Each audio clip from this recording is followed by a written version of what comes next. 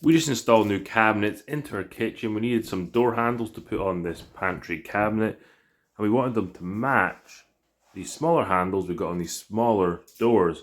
So we got these really nice modern looking handles. These are 13 inches long, and they sit off the cabinet about 1.25 inches, and they're about 1/2 inch wide.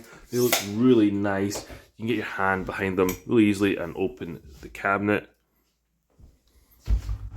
Really elevated the way our kitchen looks, and these large handles just look really good on these really large doors.